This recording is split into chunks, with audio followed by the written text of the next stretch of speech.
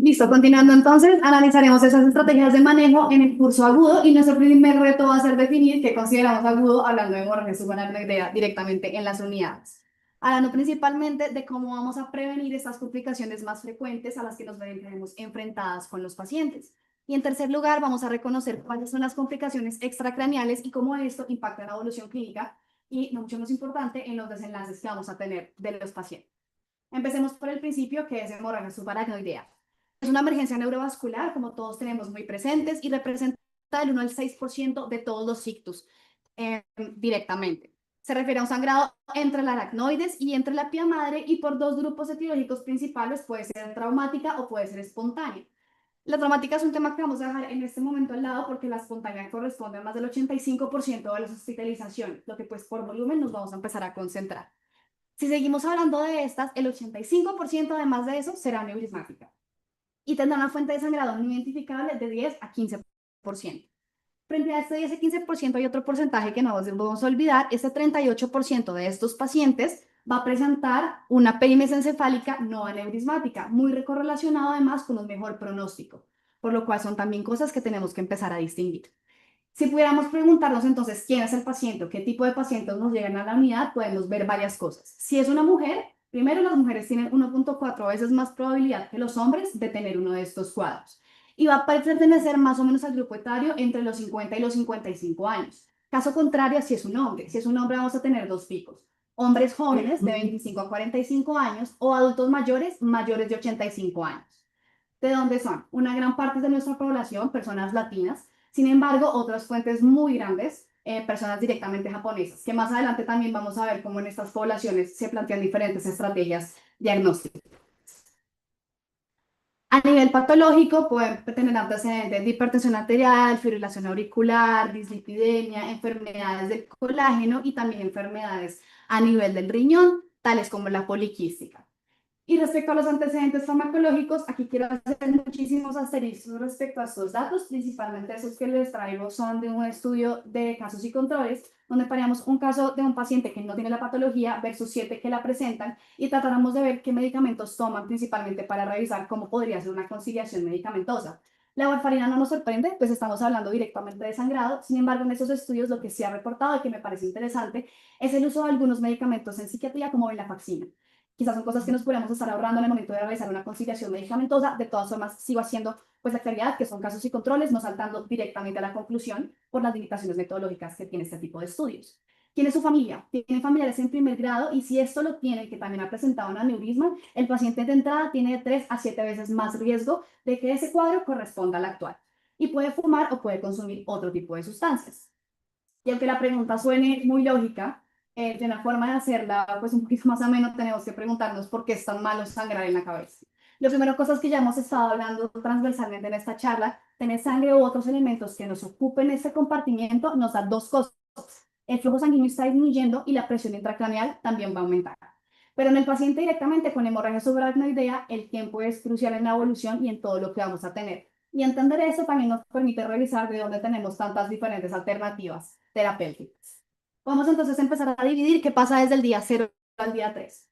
La sangre llega directamente al espacio perivascular y se acumulan muchos productos, entre ellos fibrina, fibrinógeno, se lisan eritrocitos. Un eritrocito que se lisa nos da hierro. Hierro que está en el espacio perivascular nos produce radicales libres, que es la famosísima reacción de Fenton, que tanto encontramos descrita en la hemorragia subaracnoidea.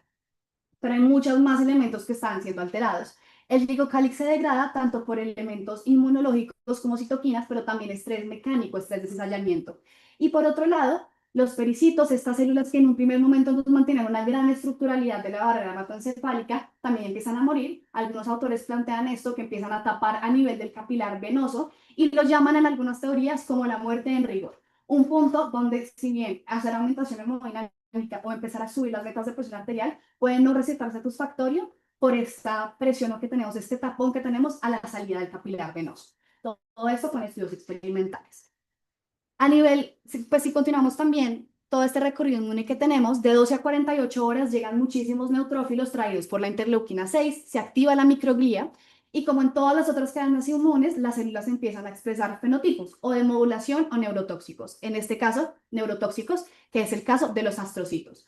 Empiezan a expresar muchísima más acuaporina 4, pero en el pie arterial, no en el pie del capilar venoso, generándonos entonces un flujo desbalanceado. Y las plaquetas, como nunca, no se quedan atrás. Activación, microtrombosis y empiezan a hacer obstrucción mecánica también de esto. Para este punto, para estos primeros 3 días, lo conocemos como la lesión inicial, la lesión aguda, que es en lo que nos vamos a concentrar directamente en esta presentación para el principal manejo. Sin embargo, días después de esto, tenemos también todos los efectos que queremos evitar con las intervenciones tempranas.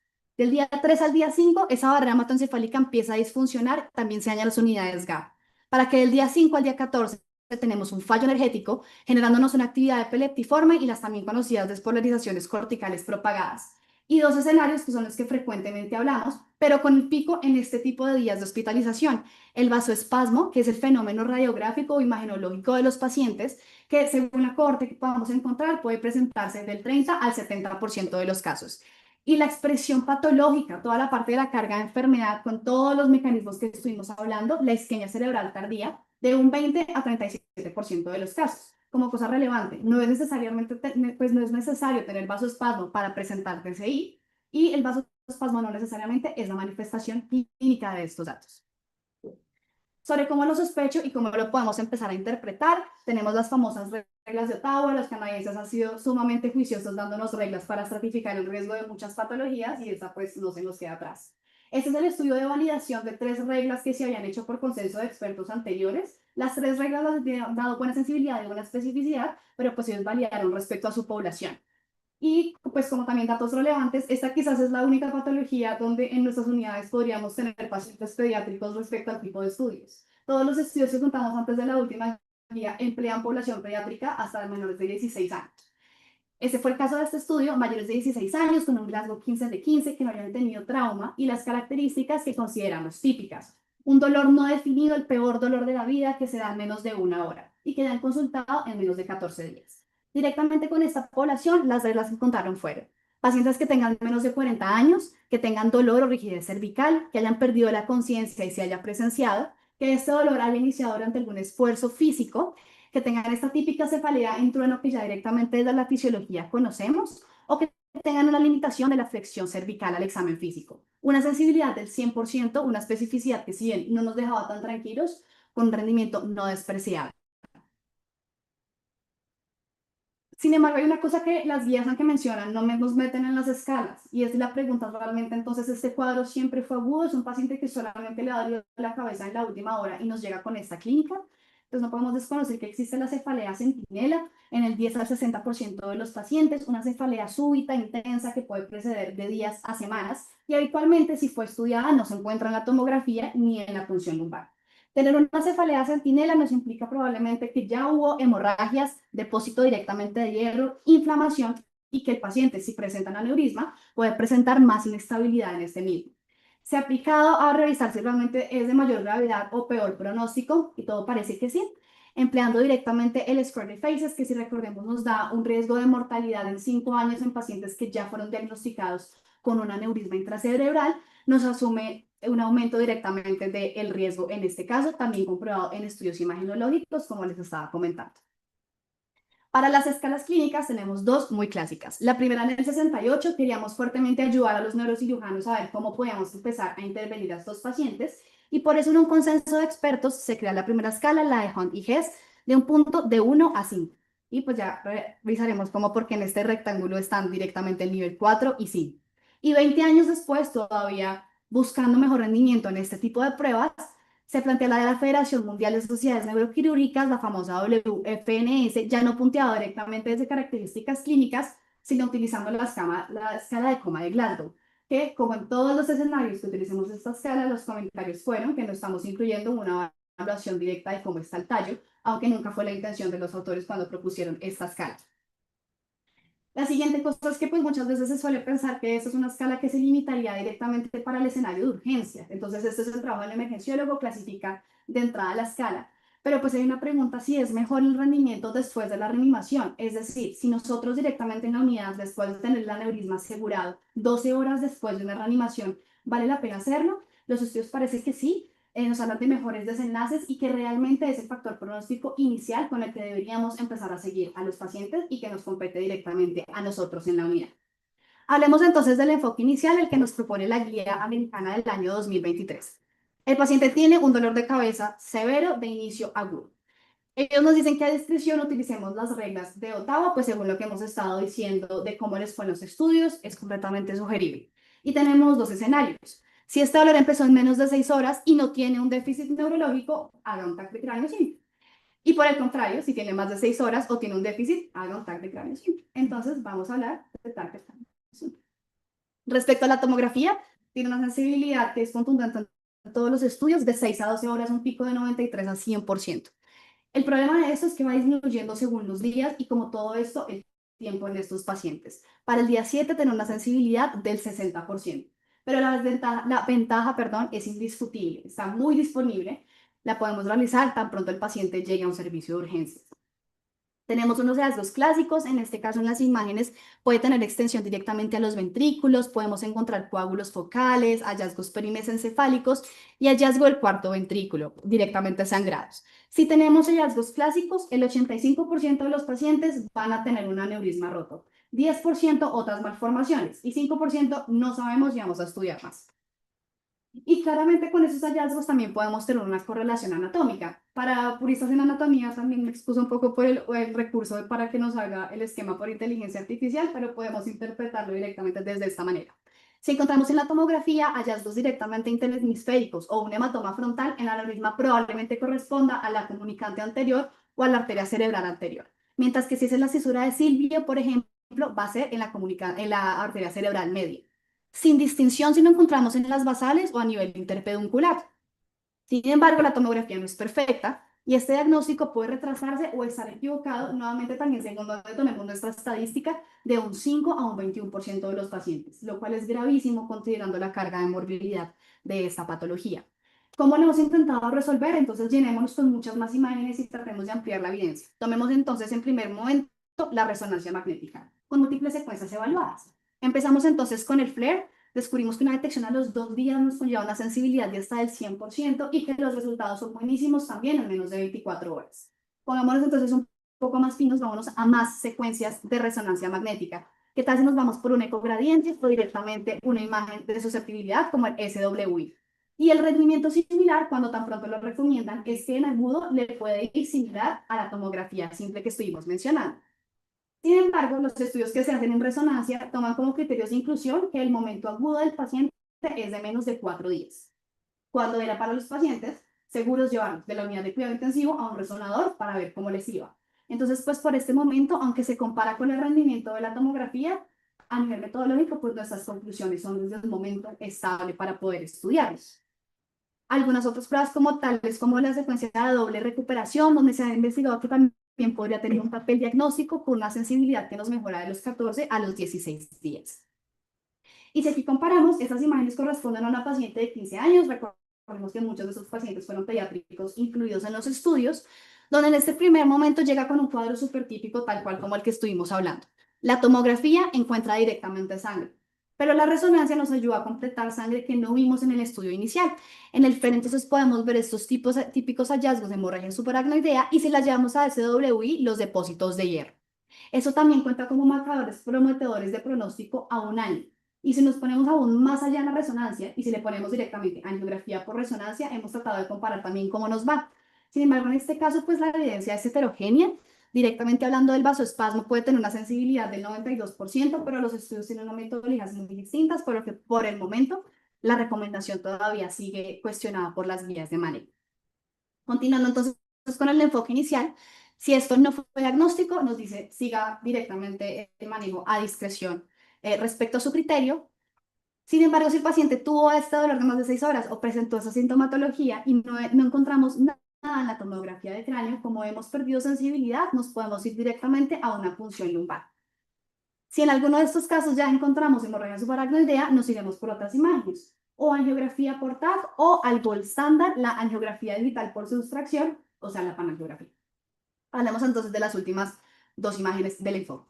Directamente de la angiografía, el angiotac tiene una sensibilidad de hasta el 97% y previamente se creía que esto dependía del tamaño del aneurisma.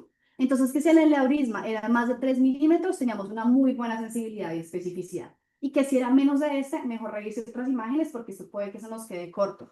Sin embargo, parece que esto depende realmente de qué tan buen tomógrafo tengamos. 64 canales nos pueden dar hasta una sensibilidad de 63%, de 96%. Y la Panario es directamente nuestro gold estándar de referencia, acá tal cual como lo encontramos el aneurisma en la carótida interna derecha y lo podemos revisar directamente para corroborar su anatomía. Y esto además tiene una evidencia en la repetición. Si nuestra inicial es negativa y tomamos una nueva en 2 a 6 semanas, podemos encontrar cada vez más pacientes. Y es clave si la hemorragia fue difusa, no perimesencefálica, porque como dijimos, no tenemos una correlación exacta con la anatomía, no sabemos cómo sangró, no sabemos cómo intervenir. Y con la punción lumbar, las recomendaciones para evaluar la santocromía, específicamente 6 horas después del inicio de los síntomas, si es de alta sospecha, por recomendaciones de la guía, esto se hace con espectrofotometría. Si tenemos una clínica sugestiva, un TAC negativo y un espectro positiva, tenemos una sensibilidad del 100% para poder hacer este diagnóstico.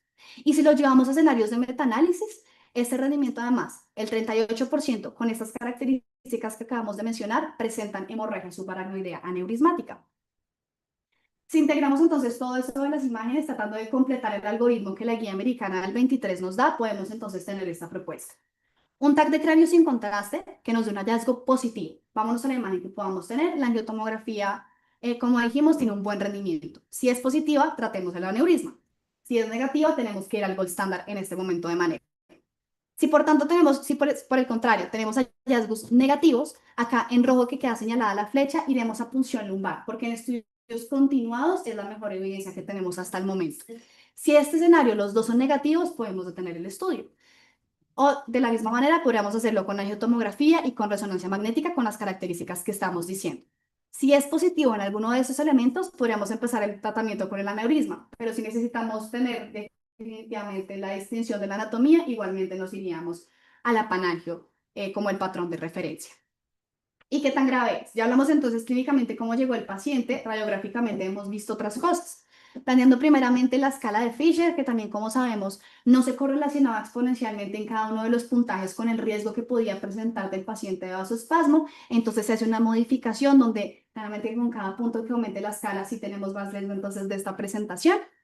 Y por último, otras escalas propuestas como la escala de Hydra, donde en este caso empleamos aún más cosas. Revisemos cómo está la anatomía, cómo está sangrando en cada una de las cisternas y en los ventrículos, démosle un puntaje y veamos entonces qué tal es. Particularmente en esta escala vamos de 0 a 3 puntos, no hay un nivel 4, donde no tenemos sangre en las cisternas ni en los ventrículos, y sí tenemos cisternas completamente llenas y ventrículos completamente llenos de sangre. Según los hallazgos iremos contando de a 10 puntos, entonces pues los puntajes acá van a ser significativos. Y nuevamente en esto, ¿cómo nos va? Particularmente en este estudio se toman 8 escalas, entre radiográficas y escalas clínicas, tratando de comparar diferentes desenlaces. En el panel A tenemos cómo les va a los pacientes para presentar DCI. Con la escala de Hydra, más de 20 puntos con el mejor rendimiento con una UC de 0.8. Pero esto no parece correlacionarse con elementos clínicos. Directamente si vemos, por ejemplo, un pobre desenlace, es decir, una escala de algo de 4 a 5 puntos en 2 meses, parece ser que otras escalas como el SAPS sí tienen mejor rendimiento, lo mismo en caso del paciente que requiera un drenaje ventricular. Sin embargo, también se han dicho, bueno, entonces quizás nos falló que solamente es radiográfico, pongámosle clínica. Se plantea la escala del Vasograde en el año 2015, donde toma los elementos directamente de la presentación clínica inicial con elementos radiográficos y específicamente para el desenlace de DCI. Esto no es completamente comparable, les traigo acá directamente el rendimiento del estudio del Vasograde. Sin embargo, el AUC es menor que la escala de Hydra, por lo que la podemos seguir considerando. Tenemos entonces que desde los 60, ya esta vez no les traigo referencias de Betty la Fea, pero antes de intervenir tenemos un gran monstruo. Sabemos que hay un enigma que está roto, sabemos que tenemos sangrado en la cabeza, a todos nos va a dar terror. En este escenario tenemos que empezar a tomar intervenciones porque todos estamos asustadísimos. Para el manejo directamente con este aneurisma, entonces, todos los pacientes que tengan este diagnóstico tenemos un enfoque de reanimación básico como hemos estado hablando transversalmente. Nuestro objetivo es asegurar el aneurisma, entre más pronto sea posible, es mucho mejor y llevarlo, pues en caso tal que se pueda, a una atención de neurocrítico de alto volumen, que para esta patología son más de 25 casos en el año. Estrategias iniciales, vía aérea y ventilación, todo para llevarlo a esquemas normales como hemos estado hablando, evitar la hipoxia y la hiperoxia, también mantener normocapnia. Directamente en las características del sangrado, como sabemos, quizás todos los estudios que encontremos de la década pasada nos van a hablar de una forma súper positiva de la estrategia triple H. Entonces, a mí me da susto que se cierre el vaso. Voy a poner el paciente hipertenso, voy a llenar los vasos de volumen poniendo hipervolemia y voy a hacer que la sangre sea menos viscosa para que el flujo no sea turbulento. Hipervolemia, hipertensión, hiperviscosidad, tenemos una estrategia triple H. Pero pues en estudios posteriores, también como hemos revisado, sabemos que eso ya no se recomienda directamente por los efectos deleterios que puede tener, efectos de sobrecarga y toda la demás descarga simpática que está teniendo el paciente para este momento. Por lo tanto, vamos a mantener una presión sistólica entre 140 y 160, una media menos de 110 y pues tanto si el paciente no pues tuvo una aneurismática o no, pues puede ser un paciente que se encuentre coagulopático. Evitaremos el aumento de la presión intracraneal. Particularmente para esos autores, la revisión de las pupilas debería ser cada 20 minutos, pero pues nos invitamos a ser muy juiciosos si tenemos un paciente con un aneurisma no asegurado, tratar de mantener en mente que este riesgo es inminente. Tratar las convulsiones y la fiebre en el caso que lo haya y no olvidar el motivo de consulta. El paciente llega con dolor. Y directamente tener sangre en el espacio no es la única razón que le está ocasionando este tipo de cuadros. Corregir las alteraciones electrolíticas y mantener la euvolemia. Además de eso, pues empezar quizás la estrella que vamos a hablar más adelante, el nimodipil. Tenemos entonces más cosas que nos dan susto con este tiburón. 10 a 15% de los pacientes van a tener resangrado y el 50% lo va a presentar en las 6 primeras horas. Entonces, un turno inicial donde tengamos a un paciente que no haya tenido un aneurisma asegurado es un grandísimo riesgo de resangrado. Y para este punto, para las estrategias de dolor, quizás sí es una recomendación fuerte no utilizar AINES, no utilizar aspirina, tratando de no empeorar todos estos fenómenos hematológicos que estamos presentando en el paciente. No me voy a tener mucho en esto, directamente las recomendaciones del manejo que le ofrece la guía del 23, tanto a neurointervencionismo como a cirugía, lo más pronto posible, menos de 24 horas. Tanto en circulación anterior como posterior, preferimos los coils y en que pues esto quizás más en un escenario de un aneurisma programado, pero utilizar diversores de flujo pueda tener algún sentido y ser razonable según la morfología del aneurisma. Pero ya después de eso, con el aneurisma asegurado, podemos quedarnos como Steven Spielberg también en los 70. Todo ya pasó, el tiburón parece estar controlado, pero nosotros seguimos definitivamente entre los dientes de este terrible monstruo y todos sabemos, no ha terminado de pasar. Entonces el paciente ingresa a la unidad. La primera pregunta sería, pero entonces ¿en dónde estoy y qué tantos juguetes puedo tener para empezar a hacer una monitorización? Si estoy en un entorno de recursos limitados o si estoy en el mejor centro y tengo todas las cosas, hay elementos en común que tenemos que seguir. Lo primero es empezar el nimodipino para, pues en este escenario se refiere la vía oral. A nivel hematológico y bioquímico, tenemos que revisar cómo están los electrolitos, principalmente el sodio, que el paciente no tienda a la hipoglicemia y revisar también cómo está la anemia. Sumándole esto, que si el paciente llega de un clipaje, pues con una abordaje abierta y pudo haber sangrado un montón directamente en salas de cirugía. Y nuestra observación de pie de cama depende de las herramientas que tengamos. Evitaremos entonces la hipotensión, mantenemos medidas de perfusión, de presión de perfusión cerebral y valores normales, normotermia y euvolemia. Si podemos monitorizar con más cosas, también depende de a qué paciente nos enfrentemos, según estos valores de pobre pronóstico en los recuadros que veíamos al inicio. Escalas de 4 o 5 nos empiezan a asustar muchísimo más respecto a cómo entró el paciente. Para esto, entonces, si lo tenemos, un Doppler transcranial, que muchos recomiendan que mínimo una vez al día, nosotros pues lo hacemos más frecuente. Si el paciente llega a convulsionar, un electroencefalograma y más elementos que iremos puntualizando. Pero de entrada, cosas que nos tienen que preocupar y de una vez hacernos parar de la silla. El examen neurológico no ha perdido cabida. Si el Glasgow disminuye en más de 2 puntos, es un paciente con deterioro neurológico. Y si también presenta un aumento en NIHSS en 2 puntos, en los dos escenarios. O si tenemos directamente cambios de vasoespasmo a nivel radiológico, cambios en el Doppler o según los elementos imagenológicos que tengamos, pero ya puntualizaremos entonces en esto. En la unidad de 5 cosas que nos preocupan principalmente. Ya hablamos del resangrado y pues las cifras que tenemos a nivel cercano. Lo que queremos evitar entonces es que el paciente esté hipotenso, pero parece ser que también nos importa muchísimo evitar que nos haga picos de hipertensión y que tenerlo en una tensión alta no quiere decir que entonces no me preocupe si hizo 180 y después 140 y volvió a 180. Y ante todo esto pues está sangrando, hemos estudiado evidentemente los antifibrinolíticos. Primero no nos estaba dando el rendimiento del uso del ácido tranexámico cuando lo poníamos en cualquier momento de la hemorragia subaracnoidea. Entonces la siguiente pregunta fue, ¿y qué tal que lo pongamos ultra rápido, tan pronto llega el paciente o hasta 24 horas, ponemos el gramo, lo seguimos en la infusión? Ese es el estudio ultra rápido con el ácido tranexámico y tampoco tuvimos resultados en desenlaces clínicos de los pacientes. La segunda cosa que nos preocupa, el desarrollo de la hidrocefalia, porque estos pacientes en caso de tener hidrocefalia aguda van a requerir o plantear un drenaje urgente y esto se va a presentar del 12 al 31% de los casos. ¿Cómo lo podemos ir sospechando? De pronto en la tomografía inicial vimos que había sangrado en el tercer y cuarto ventrículo o quizás en el examen físico podamos ver que los ojos están directamente viendo hacia abajo, pero directamente desde las imágenes ya podemos empezar a estimar este riesgo. Lo tercero es la hipertensión endocranial, lo que nos invitaría también a un monitoreo de presión y directamente dar tratamiento con soluciones. En este caso hay otros factores de riesgo que nos están sumando, tanto cómo se encuentran los ventrículos de dilatados, si el aneurisma, por ejemplo, fue posterior, aunque recordemos que es lo más infrecuente, y lo otro, nuevamente, tenemos que tener mucho juicio al estar hablando directamente con los cirujanos o con los anestesiólogos, porque si nos comentan que hubo múltiples fallos de pinzamiento, eso también le aumenta el riesgo al paciente de presentar hipertensión endocraniana.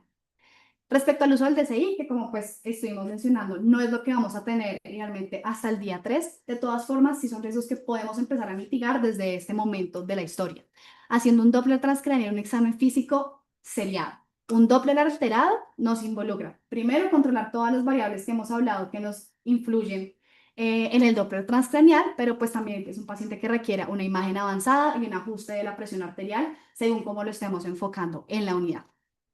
Por otro lado, que el paciente convulsiona. El tratamiento directamente de anticonvulsivantes, aunque múltiples han sido estudiados, principalmente el levetiracetam, con buenos resultados a nivel de desenlaces, es tratamiento, no es profilaxis. Y según lo que tengamos, se recomienda hacer o el seguimiento con electroencefalograma continuo o con seriado.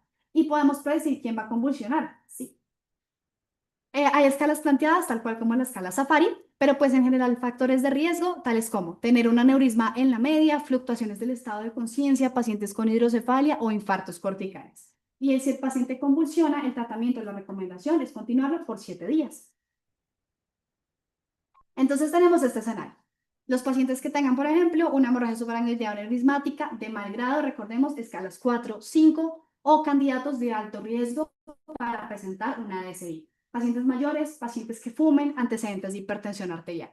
No olvidamos entonces el examen neurológico. ¿Qué nos preocupa? Glasgow que haya disminuido en 2 puntos, NIHSS, en el caso para que se pueda evaluar, también mayor de 2.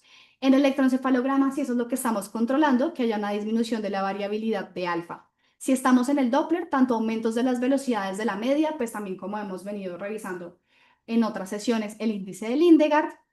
Si estamos directamente revisando el metabolismo cerebral, cómo se encuentra el lactato, la relación lactato-piruvato. En el PTIO2, que también hay estudios respecto a cómo el tejido se comprometa que esto caiga en menos de 20 milímetros de mercurio, o si estamos en otras imágenes que tengamos un estrechamiento de más de 70% del diámetro a nivel basal. Lo que comentábamos entonces de la variabilidad de la presión, parece ser que tener presiones altas no es lo único que necesitamos terminar de controlar en estos pacientes.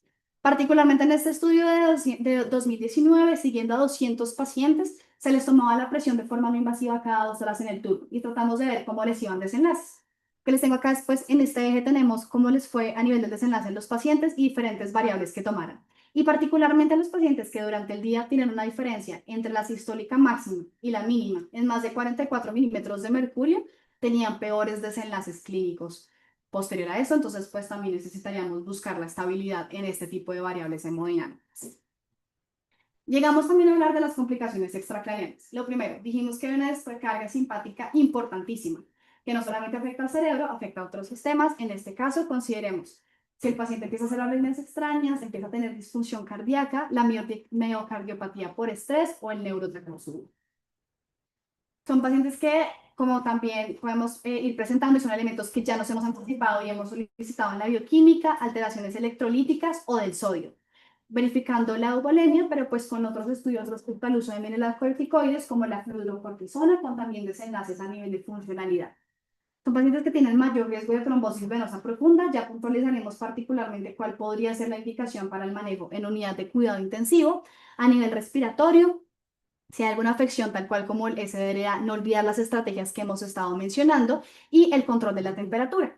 Si el paciente pues tiene fiebre, no podemos dejar de investigar tal cual como es una infección, más si lleva 3 días, el paciente está intubado directamente en el algoritmo, pero puede ser de origen central más probable si esto ocurrió en los primeros 3 días de la hospitalización.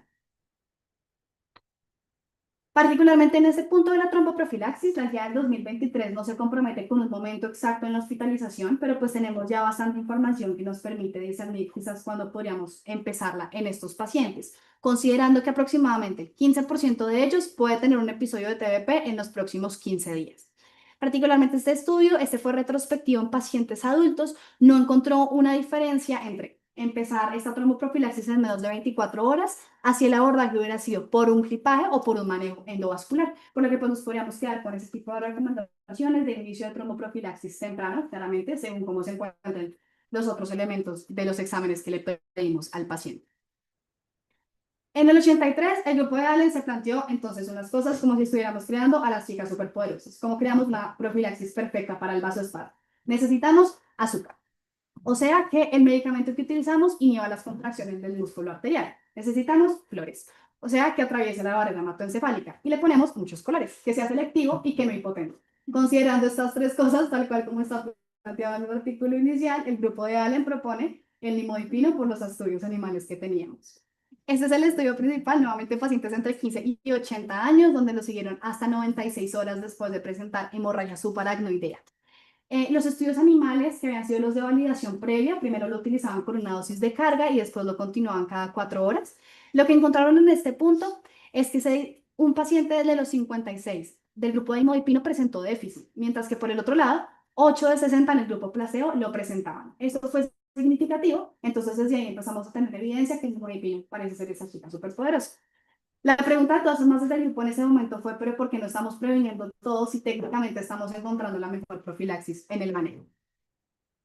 Hay muchísima información respecto de eso, particularmente pues esta fue para la búsqueda de esa presentación. De los últimos 2 años, solo enfocándonos en Q1, Q2, podemos encontrar más de 34.000 resultados. Sin embargo, para filtrar un poco de esta presentación, particularmente el doctor Godoy nos dice algo muy interesante el año pasado, y es que más allá del vasoespasmo y pues del típico mecanismo que podemos inferir directamente la acción en los canales de calcio, tipo L dependientes de voltaje, el imodipino puede actuar en muchos otros sitios, como neuroprotección, tanto por disminuir el edema como disminuir la neurotoxicidad mediada por endotelina y los radicales libres, la vasodilatación que mencionamos, tiene propiedades antiinflamatorias, puede inhibir las polarizaciones corticales propagadas y también tendría efectos antitrombóticos, que queda mucho más allá de lo que estamos mencionando.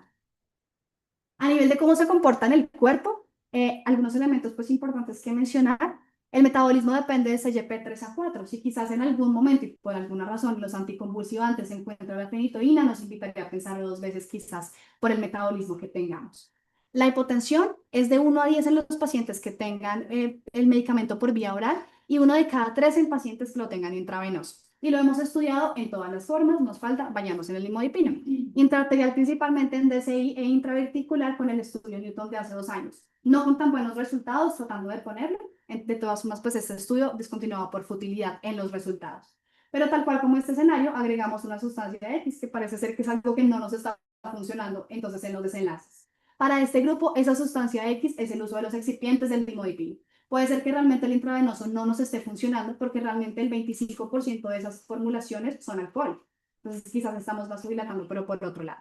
Y las formas orales no son equivalentes. No es lo mismo si el paciente puede deglutir y toma la tableta, así estamos utilizando la jeringa prellenada. Otra cosa que no conocemos claramente es, entonces, ¿por cuánto tiempo lo vamos a dejar?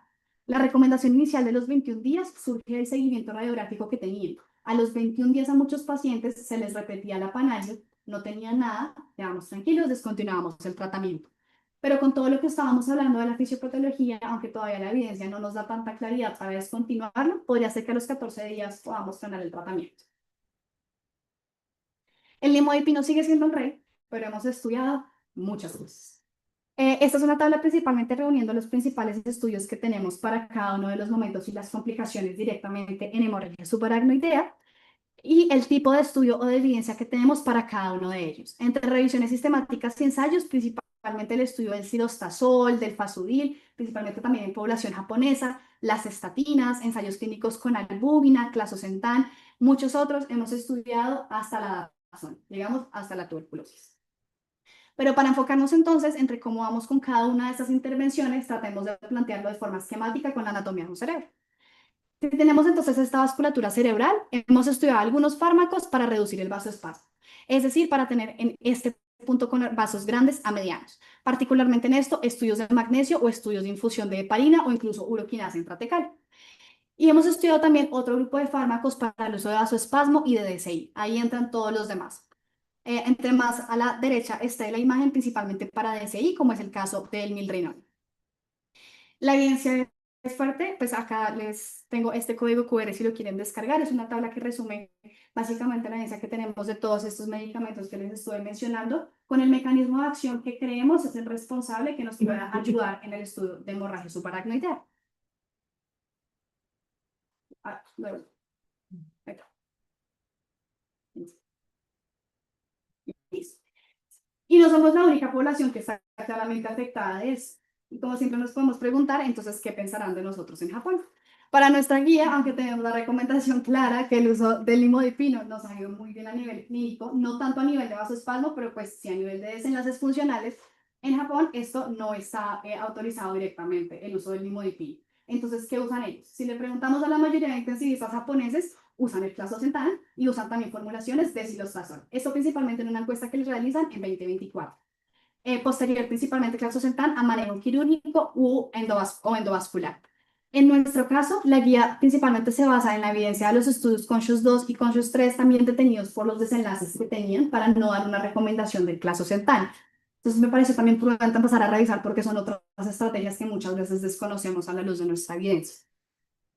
Si también lo llevamos a un metaanálisis, particularmente este del año pasado, el efecto de clazosentan no nos da ni para recomendarlo a favor o en contra respecto a un placebo. No hemos tenido realmente impacto en los desenlaces con este tipo de fármacos. Necesitábamos entonces un estudio clínico aleatorizado. Lo tenemos. El año pasado sale entonces el estudio REACT, donde trata de revisar cómo le va al nivel de la eficacia y la seguridad al clazosentan, principalmente para el deterioro dado por DCI. Fue multicéntrico, aleatorizado, doble ciego, 74 UCIs, 15 países en pacientes adultos con una dosis de clazosentan de 15 miligramos hora y no encontramos que el clazosentan redujera el deterioro clínico asociado a DCI. Entonces, a pesar de los grupos, puede ser que haya cosas que en diferentes poblaciones cambien, pero pues por la evidencia todavía no podríamos dar una recomendación respecto a eso. Quizás nos surja la siguiente pregunta que podamos también abordarla más adelante en la discusión.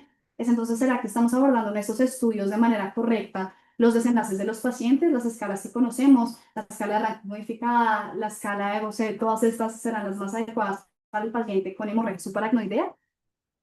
Y hemos dejado algo atrás. El paciente llega con dolor de cabeza. Como dijimos, el dolor de cabeza no es solamente por el aneurisma roto que lleva el vasoespasmo, también por mecanismos de neuroinflamación y de meningismo. Y puede ser que después de la corrección del aneurisma no le ayudemos con su motivo de consulta. Particularmente este estudio con un seguimiento sobre cómo les iba en cuestión de qué tanto el paciente manifestaba dolor hasta 25 días en una unidad de cuidado intensivo. El dolor máximo parecía mantenerse estable y el dolor promedio sí podía disminuir. Esto quiere decir que también pues, puede ser prudente avisar al paciente que a pesar de que esté corregido, la cabeza puede doler. No quedamos nosotros totalmente tranquilos diciendo esto no es vasoespasmo, pero puede ser un síntoma que se mantenga hasta 20 días después del cuadro inicial. Ahora entonces podemos empezar a estratificar y reunir todo lo que hemos estado mencionando. Para ellos entonces les traigo estos pasos de son cosas que nos tienen que empezar a alarmar si encontramos en un tour. El paso 1 sería el día 0 al 1. Nuestro objetivo, aseguramos el aneurisma, iniciamos el limodipino. Para nuestras recomendaciones según la evidencia, 60 miligramos vía oral cada 4 horas. Hacemos un examen neurológico tan pronto llegue a la unidad. Es importantísimo contar entonces con el basal. Y como estuvimos mencionando, revisamos otra vez las escalas 12 horas después de una reanimación completa. Doppler transcraneal si está disponible, para nosotros es Doppler transcraneal, sí. Nuevamente las clasificaciones de Hunt y Hess y mantenemos la ovolemia. Después, ¿qué tanto riesgo tiene el paciente? Como estuvimos mencionando, tenemos riesgo directamente por las escalas, tanto de Hunt y Hess como las de Fisher modificado, particularmente en estas clínicas, pacientes de grado 4 a grado 5. Mayores de 65 años, hipertensos y que fumen, nos suman todas las alarmas. Como saben, el vasoespasmo va a alcanzar el pico desde el día 4 hasta el día 10, pero pues son elementos que vamos a empezar a intervenir desde ahora.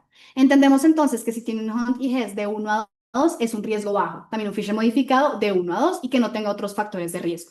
Un riesgo moderado que tenga un Hunt y Hess de 3 y un riesgo alto que este sea de 4 y 5. Directamente acá con las modificaciones de Fisher modificado de 3 o de Fisher 3 y 4 y que tenga estos factores de riesgo que estuvimos hablando.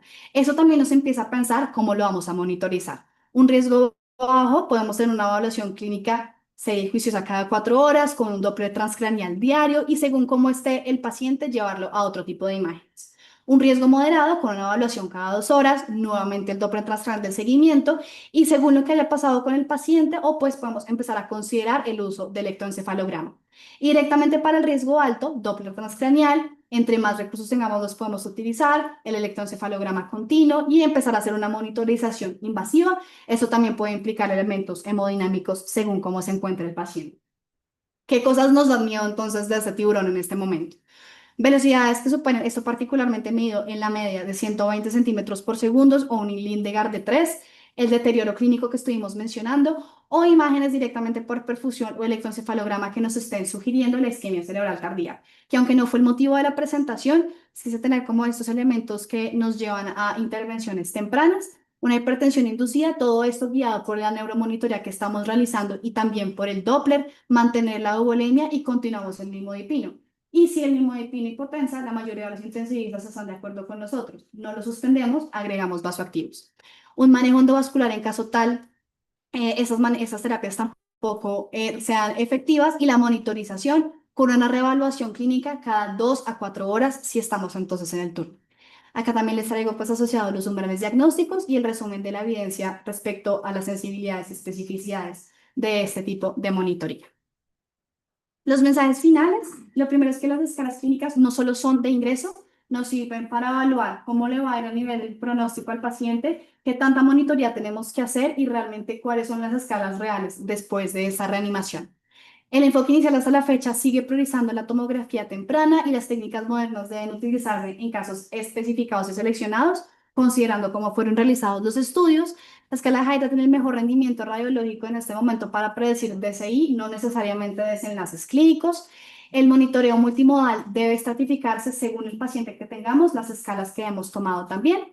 El imodipino sigue siendo la profilaxis a pesar de las diferencias que tendremos entre el grupo. La evidencia sigue siendo muy fuerte respaldándolo, aunque su tiempo de uso no está tan claro. Y las complicaciones extracraneales son completamente determinantes para el pronóstico de los pacientes.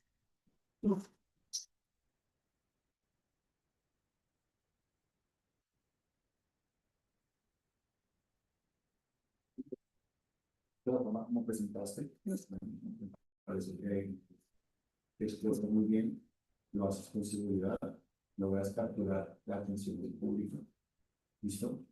Con las menciones de las chicas de corporación.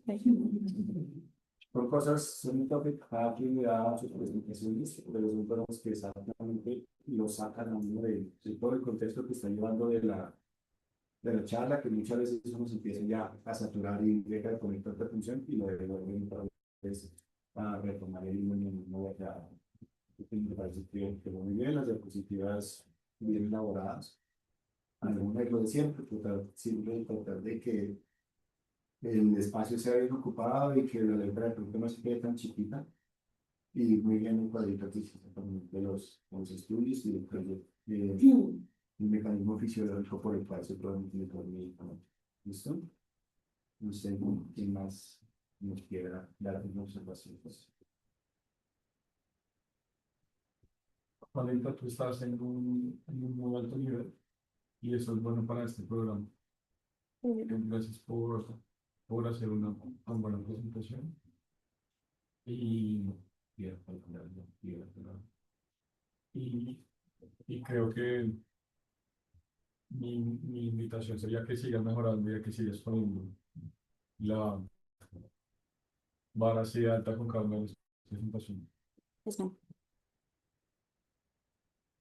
Digamos que las cosas por mejorar que yo sugeriría cuando uno hace una presentación sobre todo hemorragia subaracnoidea, no se puede tirar una semana presentada. Yo creo que eso a todos nos ha tocado, o a los niños ha tocado, aún les ha tocado. ¿Ya? Entonces, yo creo que es una de las presentaciones más largas que uno hace durante la residencia. Y justamente el título de la presentación es como manejo. Entonces, en ese sentido, pudiste haberte enfocado un poco más en el manejo, mostrando un poco más de evidencia con respecto al resto de terapias y los pasos, en fin, ¿no? Qué dicen los estudios, cómo son los protocolos, cómo utilizar el inclinón. ¿Listo? Entonces, quizás en eso puedo haber dedicado un poquito más de tiempo. Entonces, siempre tratar de tener presente qué es lo que te piden en el título de la charla para que así también puedas hacer una introducción más rápida de lo que le hiciste ahora y precisamente puedes utilizar el tiempo más para justamente el objetivo de la charla. ¿Listo? Muy bueno. ¿Alguien más tiene comentarios de forma? ¿No? Bueno, muy bien. Justamente pues de fondo, en términos de evidencia, yo quería preguntarte a ti, precisamente, ¿qué opinas del silostazol? ¿Lo usarías, no lo usarías? ¿Cuál sería el raciocinio físico para un poco de tal si usarías el silostazol? ¿Qué buscarías como que el silostazol te mejore en términos no solo de clínicos, sino radiológicos? ¿Y cuál sería la dosis para ponerlo? ¿Cómo tú lo pondrías?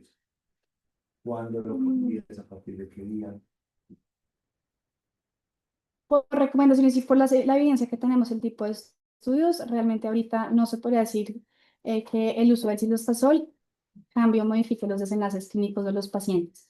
Los estudios principalmente de esto, pues valorándolo con las escalas de ranking modificado o escalas directamente de goce a los 2 o 3 meses. Pero creo que como muchas de las otras terapias y pues las que le relaciono como en el cuadro, tienen la plausibilidad fisiológica del tipo de momento en la hemorragia subaracnoidea en el que estamos actuando. Tanto en la inhibición de la endotelina como todos esos elementos de neurotoxicidad que nos genera la hemorragia. Yo creo que sí tiene la cabida utilizar este tipo de terapias y pues como lo muestro, puse principalmente el estudio de los japoneses porque aunque en nuestras guías eso no está sugerido, es el segundo medicamento que ellos usan a nivel de profilaxis. Frente en qué momento utilizarlo, yo me ceñiría también a lo que ellos recomiendan, tal cual como en su población. Ellos utilizan primero el clazosentan y según cómo es a los pacientes, pueden adicionar además de esto el cilostazol. Yo creo que pues es una lógica a pacientes que tengan aneurismas de alto grado, o sea, escalas de 4 o 5 con estos factores de riesgo y que pues en las intervenciones hayan sido problemáticas como los múltiples intentos. Creo que tiene toda la cabida de utilizar estas terapias, aunque en nuestras guías no esté pues por la calidad de recomendación. El protocolo específico, no recuerdo el protocolo de ese estudio cuando utilizaron desilostazol. Listas. ¿Alguien opina algo al respecto? ¿Dosis? ¿Cuándo la pondrían? ¿Por qué lo utilizarían? Pues tengo entendido que no era por diesterasa, pues, ya incluía las concentraciones de específico o se le daba bajo de la presión. Ese era como el mecanismo fisiopatológico. Y dosis son como de 200, 100, 200 miligramos, digamos, ¿sí? Sí, pues digamos que de acuerdo, o sea, la evidencia que creo que con silostazol ha sido creciente en los últimos años, justamente por eso la vida de los niveles de investigación no hay una recomendación tan fuerte al respecto. Pero cuando hemos tenido la oportunidad de revisar el uso de silostazol, la principal, digamos, mecanismo por el cual se le atribuía este efecto favorable al silostazol era que pues, es un vasodilatador arterial, pero pareciera ser que más allá de disminuir la probabilidad del vasoespasmo microscópico, sí podría mejorar la microcirculación cerebral, ¿ya? Por un efecto añadido que tiene silostazol, que es justamente la terminalidad. ¿Listo? Entonces, hay algunos estudios en los que sí se ha logrado ver que si bien no disminuye de manera significativa desde el punto de vista estadístico la presencia de vasoespasmo o el desarrollo de vasoespasmo, sí ha mejorado también desenlaces en términos también funcionales. ¿Listo? Entonces, se le atribuyen efectos más bien a la regulación de la microcirculación y microvasoespasmo. Si nosotros vemos algo macro, que es la panangiografía, cuando vemos la cerebral media chiquita, eso no descarta que el hecho de que no veamos una cerebral media chiquita, no hay vasos pequeños que puedan estar también cerrados. ¿Sí? Entonces, podría ser ese uno de los efectos mediante el cual el silostazol podría ser útil. Las dosis son muy variables. Cuando yo tuve la oportunidad de realizar un metaanálisis también de eso, aplicaban de 50 días, 100. La mayoría de los estudios están con 200 miligramos. ¿Ya? Y yo hecho en lo personal, yo uso confiabilidad, dados, no, basado en esa disponibilidad de la literatura, que es la mayoría de los protocolos que están desarrollados. ¿Listo? Y la otra pregunta que yo tenía era con respecto al uso del Milrinone. ¿Ya? ¿Qué estudio o qué protocolo cómo utilizarlo? ¿Crees que vale la pena hacerlo? ¿Cómo lo gustaría estar? Em, Pues el estudio grande que tenemos es el MILRESPAM de hace directamente unos años. No lo incluí principalmente porque no la población de esto fueron pacientes que ya tenían la manifestación y la complicación. Entonces, de entrada no sería pues a partir del protocolo de ese estudio basado en la profilaxis de por lo menos del MILRESPAM. Lo que recuerdo el gráfico, ellos empezaban con una dosis de bola 0,125 y lo iban titulando en 4 pasos. Es el que recuerdo que inician el cuadro 0,125 y lo van titulando hasta 4 puntos, pero los puntos exactos no los recuerdo del spam. Sí, definitivamente es un manejo para ya la manifestación clínica y hipermetrográfica, ¿no? De sarcófago, que no es para nada profilaxis. Pero ellos sí lo usan a 0,5, que tienen como inicial y lo titulaban. Ah, el bolo y lo titulan, sí, sí. A 0,75, pero la dosis inicial de inclusive era 0,5 de introducción. ¿Listo?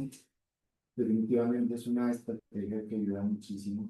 Yo creería que, pues, por lo menos cuando uno ya empieza a ver un índice detrás de ustedes, se van a empezar a dar cuenta que muchos de los hospitales donde trabajan no son como la ventaja que ustedes tienen un índice de 3 y ya el neurocirujano les cree.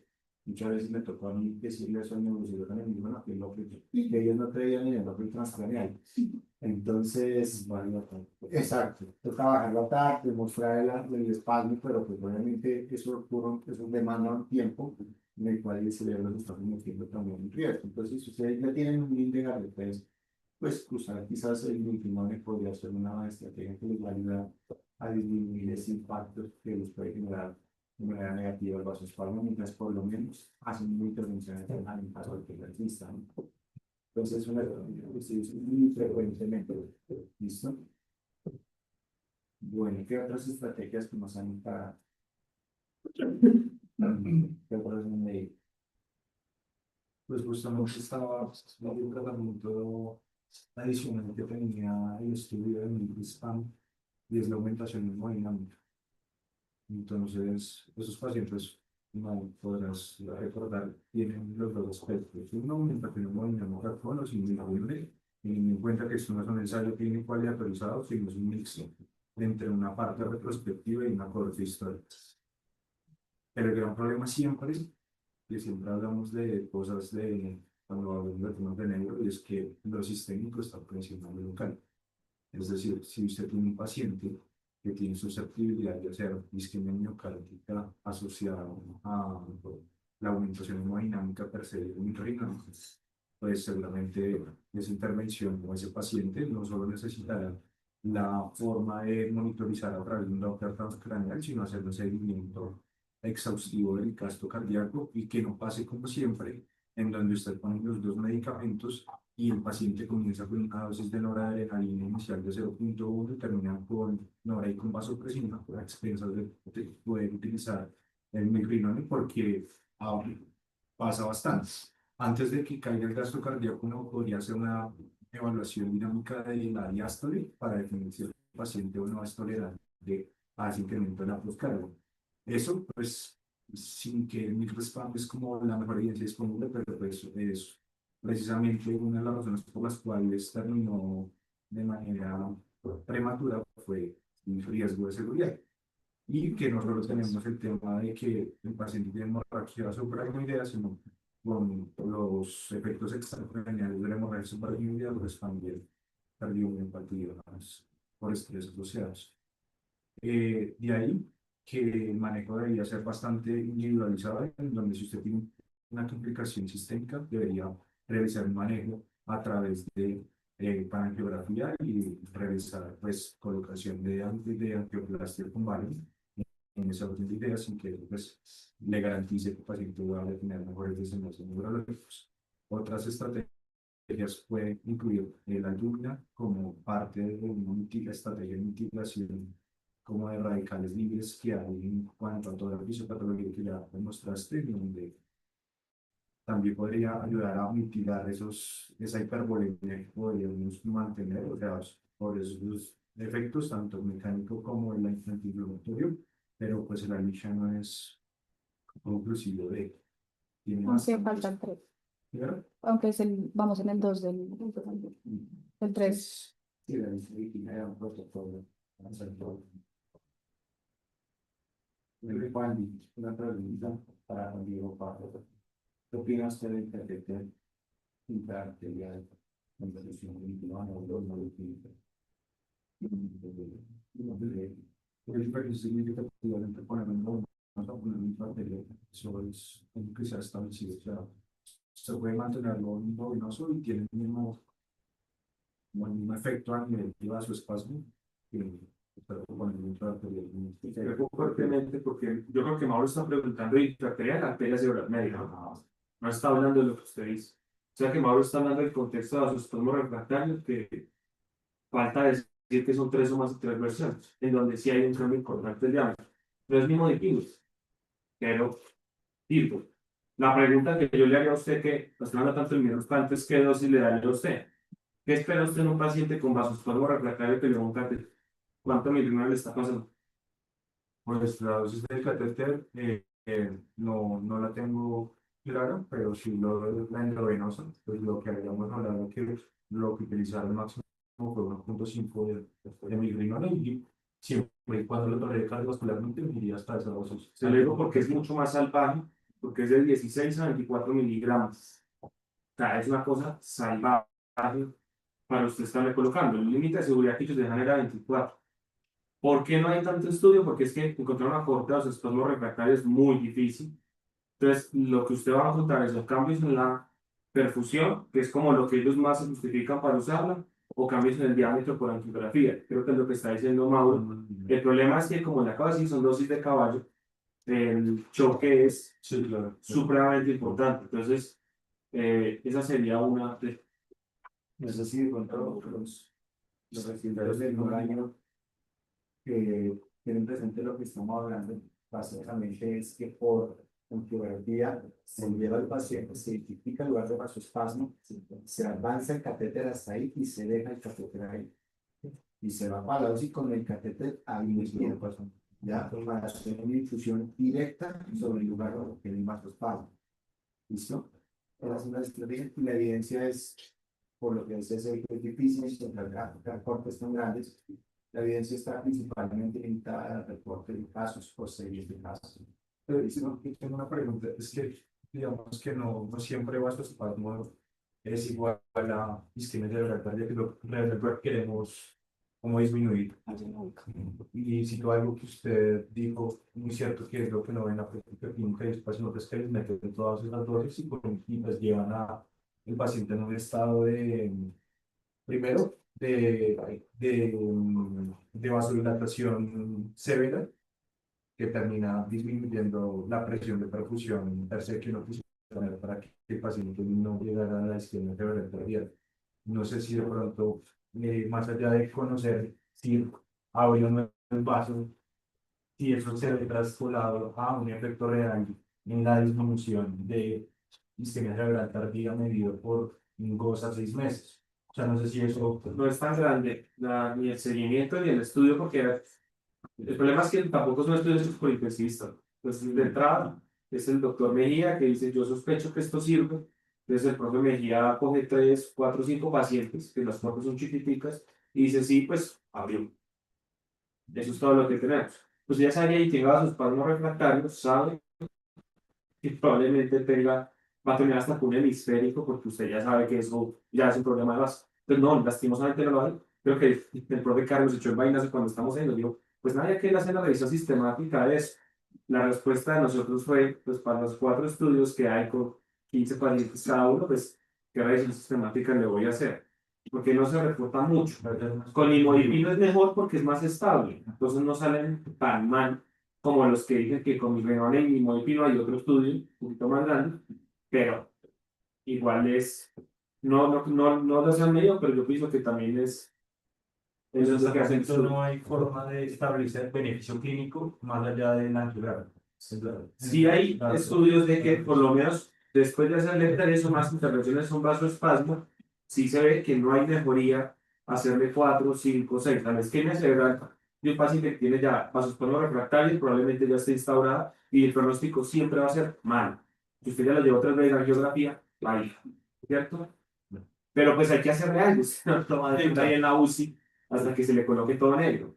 Eso lo que llevó en la Santa Fe, de la residencia, yo he visto 2 veces. Algunas veces la tengo, ya. Así que yo me acuerdo, de hecho, el primer caso que yo vi de eso era una periódica de la fundación. ¿No? Y esa que llama el periódico Alto Espalda. Y el crónico se la ilustró por eso, pues feliz. Ahora, yo estoy diciendo que sí iba definitivamente en términos de sonar funcionales, pero por lo menos son evidencias mucho más débiles, pero es una opción y en muchas veces hasta termina siendo esa medida ya de último recurso, ¿no? Una pregunta para Alejandra, ¿qué presión darías como meta final y máximo de presión arterial en un paciente que ya tuvo un aneurisma asegurado y que no lo han asegurado? Pues pasa un poco en la presentación del algoritmo que nos decía Juanita. Eh, Obviamente, lo principal es evitar los picos de hipertensión. O sea, yo creo que eso es prioritario. Y la meta sería en la sistólica de 140 a 160. Pues eso sería en uno no asegurado. Y ya cuando está asegurado, digamos que ahí yo personalizaría más el caso al paciente que estoy viendo, ¿no? O sea, no solamente como un número, sino también, como hemos hablado en todas las charlas del neurocrítico, que no es solamente el número, sino asegurando la perfusión cerebral. Lo que pasa es que si hay unos puntos que la guía dice, cuando no está asegurado, no son fáciles. ¿No? Porque lo que digo es que no es mucho mayor. ¿Listo? ¿Has leído ellos? Dijiste eso es único. El que dijo el de 140, 160 y la anterior de 110. En la no usamos. Así es.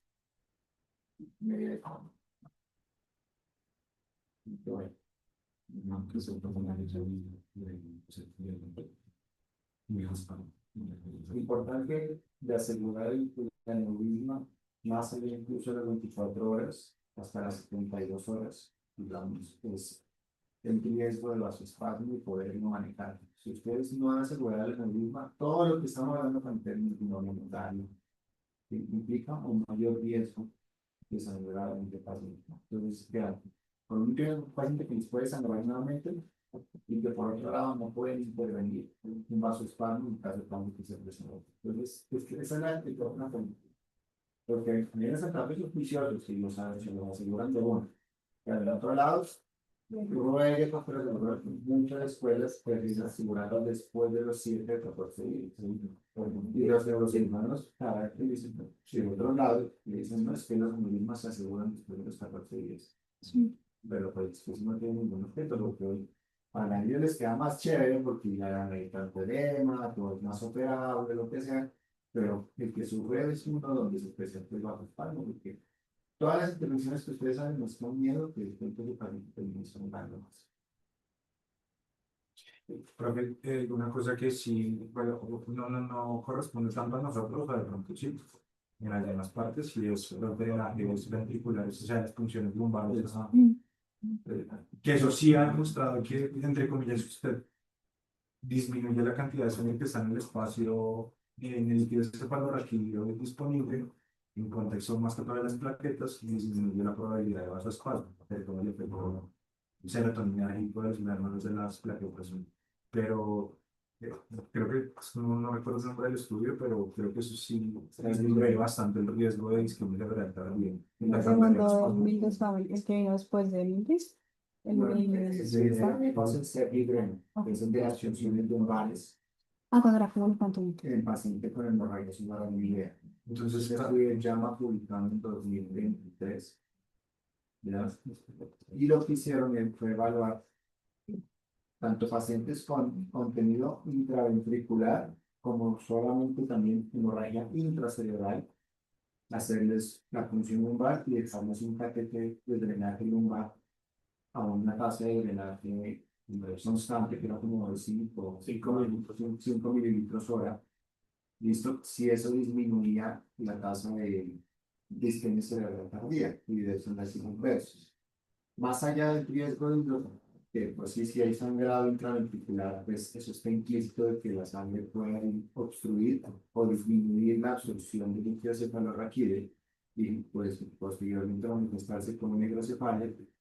También es que desde el punto de vista fisiopatológico, los productos de degradación de la sangre son los que favorecen el desarrollo de la respaldo.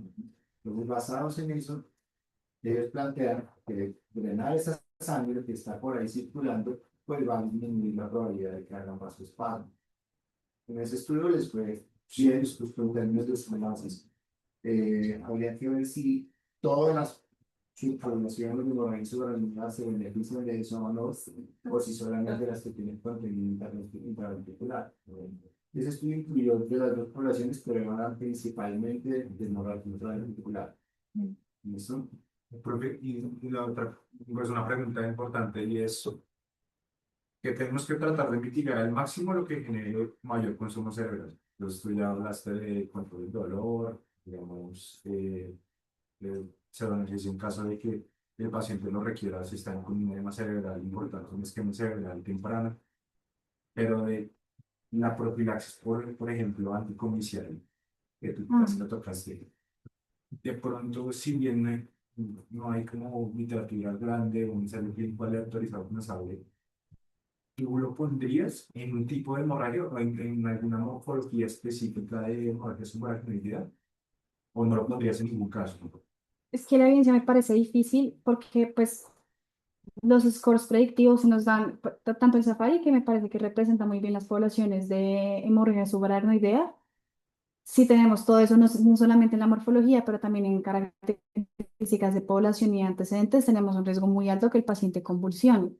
Pero los estudios que se hacen principalmente con el levetiracetam y el peroxenicel, con el levetiracetam, son estudios de seguridad y muestran desenlaces, pero eso se instaura una vez tenga la convulsión. Entonces creo que por el momento no se recomienda profiláctico, aunque tiene toda la posibilidad y uno sabe que va, pues tiene gran riesgo de convulsionar, pero siguiéndome la evidencia, ya que no. Sí, y más que todo, no todas las convulsiones las podemos evidenciar, porque también podemos tener NIPS o algo así que ya sea asociado a que el daño en cuanto a consumo de oxígeno neuronal pues independiente y eso puede ser similar a una crisis. Podría ser de pronto más los pacientes que tengan hemorragia subaracnoidea que sea más de distribución cortical. Sin embargo, si tienes de pronto una perimesencefalia encefálica, podría que no, eso sí, menos. La subalidez traumática que afecta los polos temporales son Pues por ser traumática, yo sí, sí. Sí, pero hasta en aneurismática pareciera ser que si es cortical, podría algo, o sea, teóricamente, pero si es perimesencefalia encefálica, podría. ¿Y qué dice la guía? Que usted pregunta eso. ¿Qué recomendación le da? Porque la guía le dice, en población de alto riesgo, y le dice 5. ¿Cuáles son? Yo, la guía, no sé, no, por lo menos no, No le la guía. no le da la guía así, sí, no, disculpen.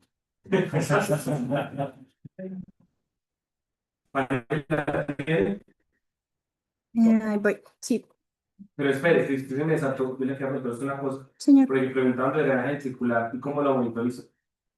De drenaje lumbar y qué hace. ¿Cuándo lo para o cuándo lo sigue? Y con mililitros hora que Mauro ya me hizo la primera respuesta. ¿Cuándo lo decía? Sí, hay una cosa importante y es que usted puede tener las dos variantes, dejarlo con drenaje continuo o lo puede hacer a demanda hasta que la presión de apertura la presión de apertura del líquido cefalorraquídeo esté por debajo de 15 centímetros de agua. He visto que también o he leído que es también un margen para decir, ya lo voy a frenar, o sea que tenga aclaramiento macroscópico y que la presión de apertura esté por debajo de 15. Normalmente ellos se lo dejan, pues lejos, pero usualmente se lo dejan 7 días. La forma de monitorizarlo tenía que, ojalá usted tenga un catéter intraventricular, es lo ideal, y ellos lo paran cuando tiene dos condiciones, o que la PIC se suba por encima de 22, o que el gradiente entre el drenaje lumbar y la presión intraventricular sea mayor a 5 milímetros de mercurio. Si alguna de esas dos, usted en teoría, pues se lo cuenta porque un día usted va a estar allá, usted lo para, le da 2 horitas y vuelve y lo arranca. La tasa es de 5 mililitros hora. ¿Sí? La otra cosa que yo le diría es, si nos vamos a hablar más fino de función lumbar para acabar por fin esto, es, ¿y qué opina de la neuroaferes? O bueno, eso sería como para empezar con otra persona, Chicangana, que está en Trancagama. ¿Qué es la neuroaferes? ¿Leyó algo de eso? No.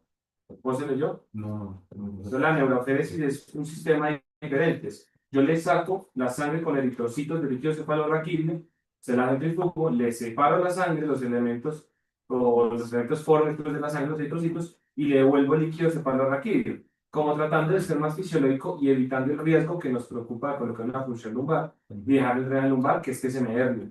Entonces lo repongo, pero se lo repongo otra vez limpiecito. Parece ser que funciona, nuevamente el estudio, y yo creo que con eso terminamos de cerrar esa parte. Yo quería discutir algo con ustedes. Pues no encuentro por el tipo de cosa que implica. Pero pues es como en la práctica que el aneurisma, sí, y la safari, que el aneurisma no sea pues asegurado de forma temprana. ¿El limodipino ustedes lo inician? Así no está asegurado y tengan riesgo sangrado. Porque hay unos que son Indiscutible. antes de, porque es como esos estudios son tan viejos, son de los 80, 90, entonces hay unos que van antes de asegurar, antes de la era de la calidad de la neuro-UCI, que es asegurar, bueno, eso ya les hace, pero asegurar el aneurisma antes de 24 horas es un criterio de calité, de buena crema ahí. Entonces, antes de esos estudios sí se usaba antes, pues no hay problema, claro. Corriendo el riesgo de sangre. Ok. Señales. El problema es que además no me dirigió a las medidas de alimentación. Pues yo y todo, pero no me está todo. Y es preocupante. Para los 4 puntos de la no, para los 4 puntos. Muy básica. Estamos hablando de vasos que es muy importante identificarlo, pero si no tenemos Doppler transcranial, ya no vamos a intentar con angiografía, pero ¿qué otras herramientas podríamos utilizar? Eso respecto a monitorización para identificación de vasos bajos. Y lo otro, nos hablaste de las complicaciones extracraniales que son múltiples y que no son presentes en estos pacientes. Entonces, ¿cómo harías la monitorización hemodinámica en estos pacientes y cómo esto podría ayudar incluso también para el manejo de vasos bajos? Y la otra era ya la crema de Entonces, la segunda de monitorización, el paciente está en visoscopio todo el tiempo. Si hay una alteración, se deberían empezar a tomar troponinas cardíacas, tanto para descartar, pues, como todas esas complicaciones y todo el riesgo de infarto tipo 2, pero porque también hacer la curva de troponinas de seguimiento tiene valores pronósticos. Con eso positivo, el ecocardiograma y se debería estar haciendo, pues, digamos, de revisión constante. De ahí para allá, lo único que encontré respecto al neurotakotsubo es que el manejo seguiría como el que hemos estado discutiendo, de soporte, y si hay una obstrucción dinámica de tracto, directamente pues empezar beta bloqueo según cómo esté el paciente. Eso en la parte de cardio. En la parte de TBP, si el paciente tiene esos factores de riesgo y no se ha iniciado tromboprofilaxis, también una recomendación que sea cómoda, pero que se puede seguir, es directamente hacer el seguimiento con Doppler en miembros inferiores para tratar de estratificar este riesgo y pues otras complicaciones directamente a nivel ventricular. Pero te pones en todo caso sí, y pues el electro en esos escenarios, pronóstico y tratamiento. De un Takotsubo como elevación de ST difusa y pues después de tener eso, difuso de la elevación, digamos, en todas las caras. Con el ecocardiograma, con los cambios, digamos, típicos a nivel apical, que es lo que hemos discutido, ya estamos un poco más enfocados respecto a la miocardiopatía por estrés. Con respecto a la monitorización, también hay unos protocolos que no han salido, pero pues todavía no está todavía estandarizado. Hay un estudio aleatorizado que está todavía en curso. Van a seguir pacientes que tienen aumentación hemodinámica con sistemas pico, que es como, pero pues en este momento ese estudio está en desarrollo. Entonces, pues, ¿Segura? el que vi con, Es con pico. pero no, El el que tratamiento con, de la normoboleña, ¿no? sí, sí, sí. Entonces, ¿cómo era el esquema? Pero el que está ahorita no, no nos conozco, el que está con pico. ¿No? No me lo sé. No, yo encontré que está en desarrollo, que van a revisar y que lo monitorizan con el protocolo, pero no. Entonces, es importante tener en cuenta eso. Obviamente uno se centra en la parte neurológica, pero tampoco olvidar que tenemos que hacer una abordaje integral de los pacientes y que, como lo dije, y como lo hemos visto, muchos pacientes tienen complicaciones a nivel extracranial, por lo que la monitorización hemodinámica no invasiva con el sistema PICO nos da, pues, digamos que una herramienta muy valiosa, al igual que también la monitorización invasiva, en caso de que pues no quedemos cortos respecto a la monitorización. Y respecto a la monitorización de vasoespasmo, que has leído, que viste la neurología, aparte de Doppler transcranial, angiotacto. Les voy a mostrar una tablita. Y de pronto, ¿cómo complementar esa pregunta? ¿Cómo para que nos serviría la termoemulsión transhormonal en este caso? Además de la vuelta, para ver otra complicación que pueden tener los pacientes. El edema, Sí. el edema pulmonar neurológico. Bueno, entonces, ¿cómo se va a identificar? Eso es como al último, lo que al final, perdón.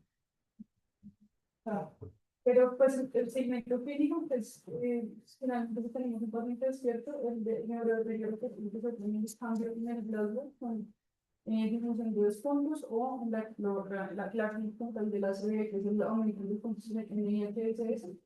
También necesariamente con el mineral.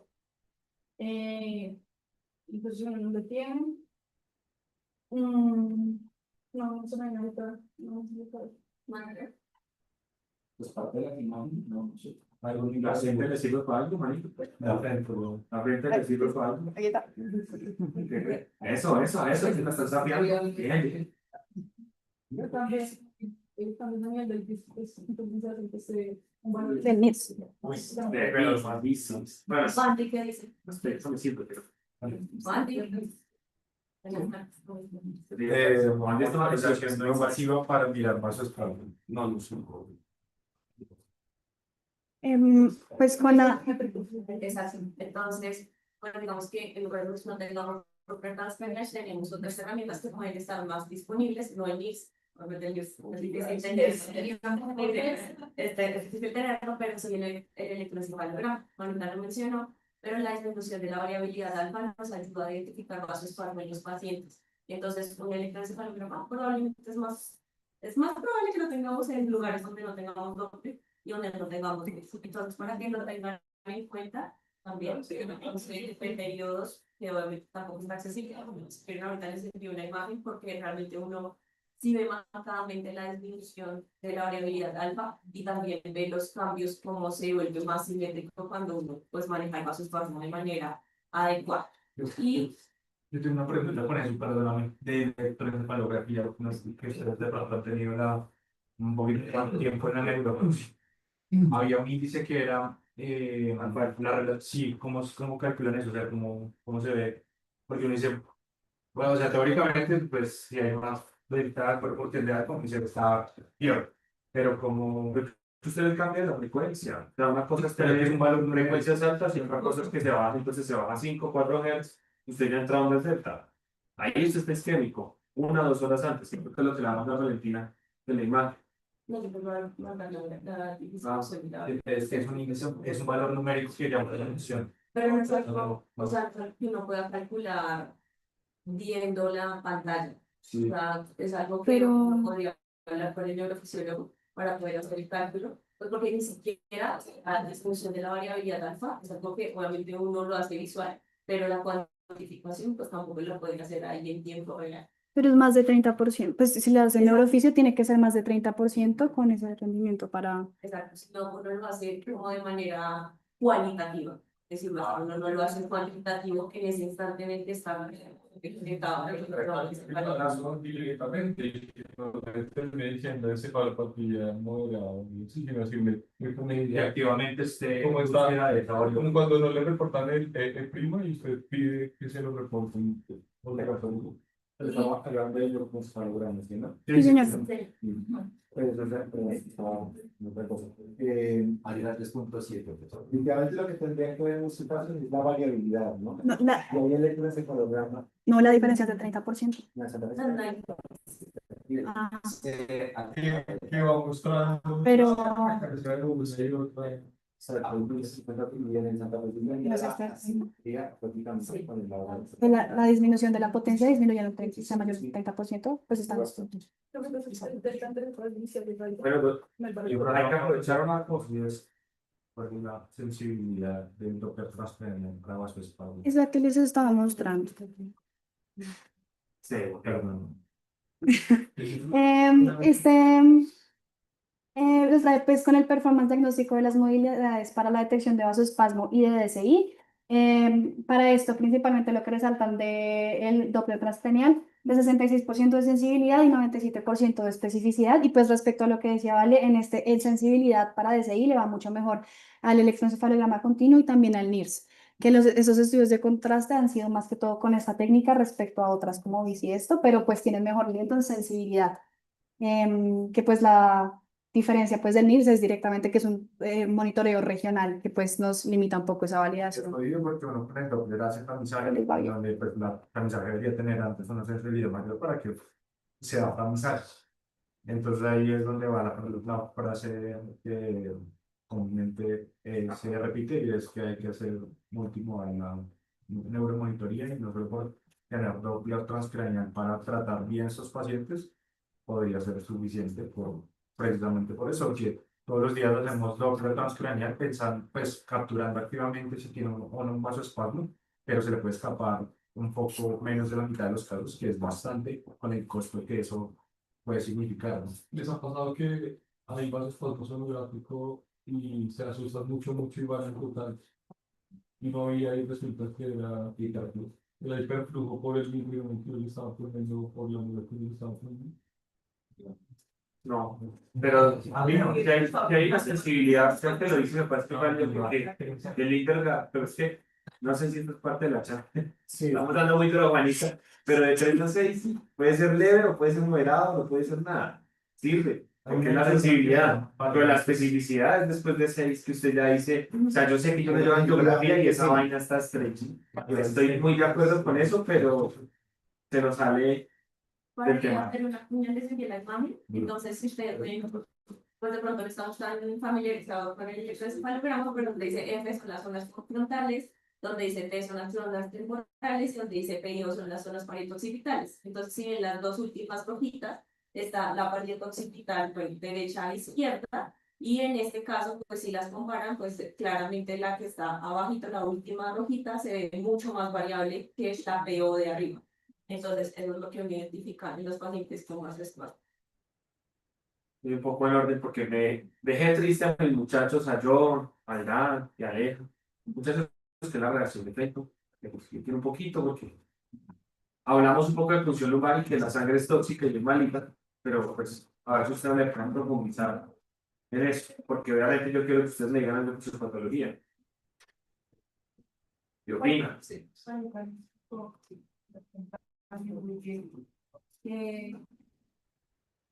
Técnicas sagradas, explícitos, hay modificaciones explícitos se liberan, también liberación del ya, también pues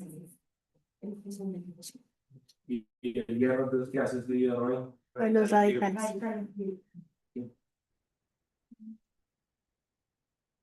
Pero radicales no per se, porque siempre porque, bueno, no vamos a hablar de torcido porque no me interesa. ¿Qué? El hierro es como izquierdo. Buscar la ciudad. Sí. Ahorita se lo está sapeando. Saloxida genera iones superóxido, iones peróxido. Y ese paso es el paso inicial de la reacción, pues es una reacción como 4 pasos. Entonces, se va a poder ir. Yo pero bien, sí, lo bien porque me escuché. Y lo segundo es porque le va a preguntar de magnesio y es porque el magnesio funcionaría. ¿Por qué usa el magnesio? Porque la siguiente pregunta es el país más grande de la dosis, para que vaya pensando chico de qué dosis de magnesio usted usa. Entonces el magnesio que hace, muchachos, es tiene preeclampsia, entonces yo creo que lo considero. No, pero sí, es Eso bien. creo que las dosis sí son altas, güey. Sí, son dosis de clavar. Y estos, digamos, son Entonces, muchachos, ¿qué hace el magnesio? ¿Qué leyeron de eso? Fisiopatológicamente. no, pues tenga los dos. Yo creí que era un florizo, y el otro, no. Ah, sí, sí, bueno. Dale, dale. Sí, no, y esto, no me enteré, pues no, mire. El magnesio que carga tiene Sí, bueno, positiva. Y eso más uno, más dos, más tres, más uno, más dos, más uno. Por ahí, importante en las contracciones. De cada ¿cierto? Entonces tienen. Exacto, entonces es directamente competitivo. Listo. La siguiente pregunta y también va con cargas. ¿Qué otra cosita muy importante y tiene una carga positiva pasa por ahí? El sodio. Entonces, para despolarizarse hay que hacer cambios en el sodio, ¿cierto? Si mientras magnesio, cambia el umbral. Entonces disminuye la posibilidad en teoría de que esta célula se vaya a despolarizar, disminuye la contracción. También es algo que ayuda a incrementar la cantidad de óxido nítrico, esa es la otra cosa.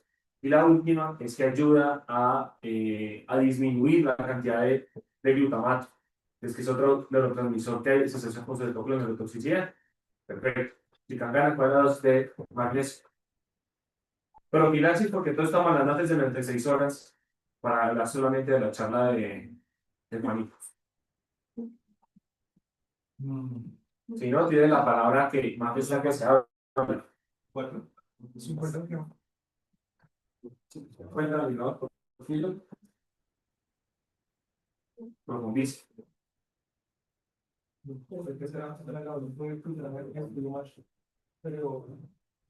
¿Cuál es lo que soy? La dosis no, del MASH no. Está el MASH muy Se dosis. trata de eliminar un kilo Pero están los mecánicos. en un bolo.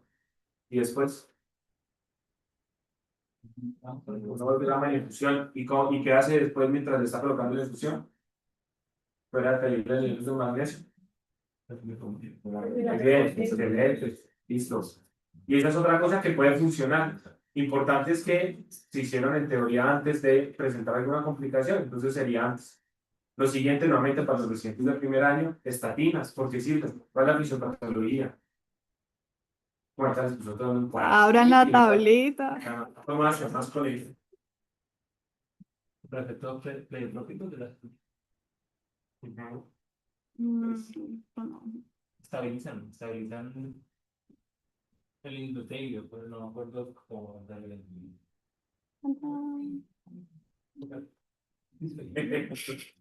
La inflamación. Listo, entonces ese es el sustrato por cual en teoría no funciona el evento agudo. Si ustedes miran los eventos, usualmente tienen que tener tratamiento crónico.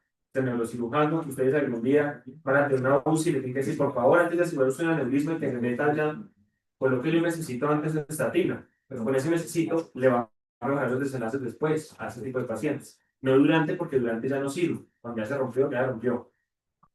Listo. Siguiente cosa. ¿Qué? No, aquí están los Es que me acuerdo, porque vamos inconcluso. José, ¿cuál es el índice cardíaco metabólico en un paciente con brazo de la idea que usted debería estar monitorizando? ¿Y cuánta sería la precarga para ayudarle a Juanita a que no tenga que hacer esa tarea? con el diario 600, 800. Muy bien. Pero antes de eso ellos colocaban algo, el índice cardíaco. O sea, el protocolo es que índice cardíaco está menor a tal, entonces le miro que. ¿Cuál es el índice cardíaco? O sea, de bajo un 8. 3. 3. 3. No, vea. Que tenga buen estado, porque usted lo que dice es que le llegue sangre, no presión, man. 3. Luego usted lo dijo muy bien, si estaba abajo, ellos le colocaban gelatina, que ya no vamos a colocar esa acá, por favor. Entonces ellos se preguntaban si era su espasmo, si era su espasmo, le colocaban albúmina. Que eso no aplica, pero ya saben lo que si está abajo le mete albúmina o una lisa. ¿Qué dosis de albúmina usaría usted, por ejemplo? ¿Usted no usaría la albúmina? Ah, bueno, y si la puede usar, ¿un cuánto? ¿Qué dice la evidencia? ¿Qué dijo hace de Lili? No, marica, no lo tengo en mente, weón. Juanita está suba, va, suba, va. Es que la lisa, pero es que esto es muy largo. 1.25, ¿cierto? 1.5 gramos por kilo en 3 horas. 1.5 gramos kilo día por 7 días para la lisa. Pero pues, O una infusión, o bueno, la infusión no era todo el día. no, era sí, 1.5 gramos kilo día para hablar por 7 días, según cómo lo tolerara el paciente. Bien, listo. Pero pues Y 47 si, personas. y si el paciente no es hipovolémico, ¿cómo sabe usted qué es la siguiente pregunta que se hace? ¿Tiene déficit? ¿Cierto? Entonces ahí vuelve la técnica importante. Si sí tenía déficit, ahí ellos que le colocaban dobutamina.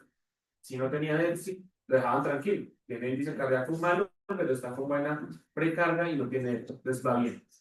Esa sería la primera pregunta. La segunda, entonces, para Juanita. Sí, después le mando 1295 datos. Mandé los 235, ahí está.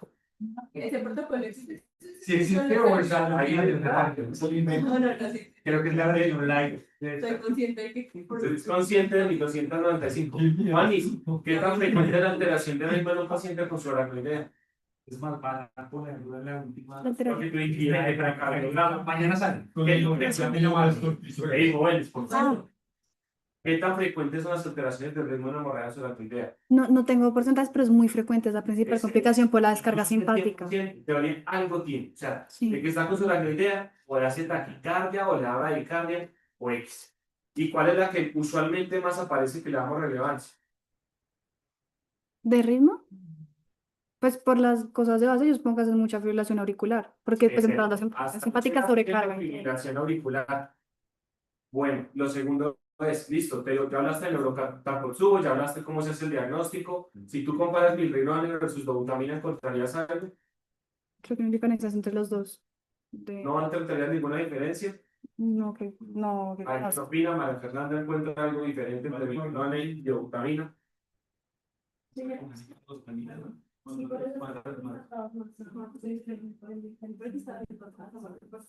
Entonces, Que también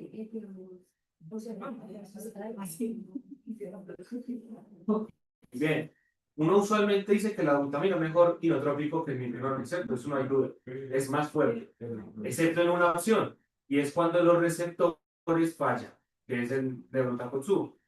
En teoría, muy bien dijo Juanita que apical se puede encontrar, pero en teoría son más basales, porque en teoría hay más receptores basales por estimulación central. Entonces, a veces no se encuentra la típica forma de takotsubo. Y si usted encuentra quién incrementa más el índice cardíaco, no es la dobutamina, es el mismo, ¿no? Pero el problema del otro es que siempre hemos hablado, la hipotensión salva. Entonces, sería en cuanto a inotrópico, ¿cierto? Complicaciones renales, ¿cuáles? ¿Cuáles son? ¿Tú las dijiste? Ahí está por ahí encima. Pues aparte de los trastornos electrolíticos, no solamente los de el sodio como efector, sino pues también se puede aderezar magnesio, fósforo, potasio. Pues por la sobrecarga. ¿Qué es que peor, puede hiponatremia o hipernatremia? ¿Y cuál aparece más frecuente como complicación?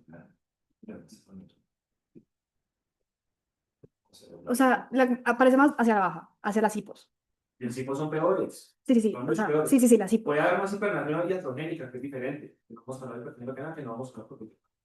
Sí, pero no, es peor, que se asocia. Ya, no vale la pena. Listo, ¿y cuáles son los diagnósticos diferenciales de hiponatremia en un paciente con su aracnoidea? Los diferenciales. Los centrales o perdedor de sal o Las dos. ¿Qué son? perdedor de sal o CIAT. ¿Ok? O la secreción inadecuada de Pues perfecto. antidiurético. Y para hilar fino, la última cosa es, ¿usarías un baptano? Me lo preguntó el tío este momento. Con dolor en el corazón. El que vi de desenlaces para esto fue Mineralos, pero no le iba a planes. Perfecto.